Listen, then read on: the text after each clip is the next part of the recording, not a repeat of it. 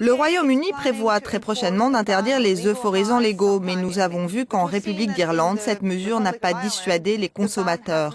Donc quel est l'intérêt d'une interdiction au final? Eh bien, je crois que la plupart du temps, quand des pays mettent en place une législation de ce type, comme l'Irlande et la Pologne avant elle, le principal objectif, c'est de se débarrasser des nouvelles substances psychoactives. Dans ce cas précis, nous parlons d'interdire la vente libre des produits de synthèse légaux, de les retirer des magasins et des plateformes de vente en ligne. Donc, les gens ne peuvent plus simplement se rendre dans un magasin pour acheter des substances psychoactives. Donc vous dites qu'une interdiction a au moins forcé ces magasins, ces head shops à fermer.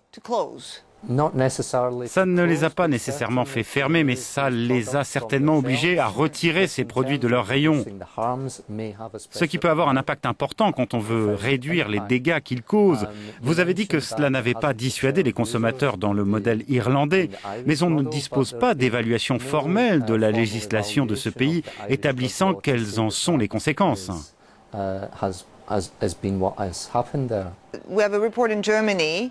Dans notre reportage en Allemagne, on voit que la police s'attaque aux laboratoires qui produisent le crystal meth.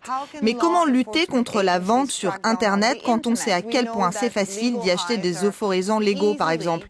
Comment arrêter ça? C'est une bataille perdue d'avance, non?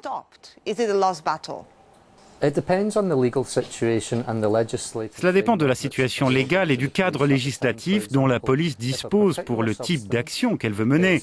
Par exemple, si un pays interdit une substance, alors il est très difficile pour ce pays de dire à un autre pays qui l'autorise de fermer ses propres sites Internet où on vend cette substance.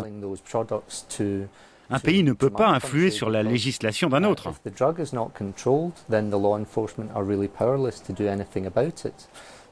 Maintenant, au niveau européen, on a ce qu'on appelle le système d'alerte précoce sur les nouvelles substances psychoactives. Et l'un des aspects de ce système, c'est l'échange d'informations entre les États membres de l'Union.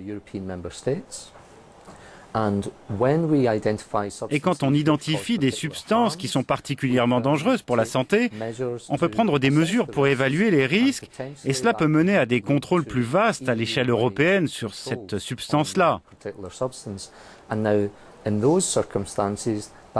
Cela peut permettre aux autorités d'échanger des données et de lancer des initiatives communes.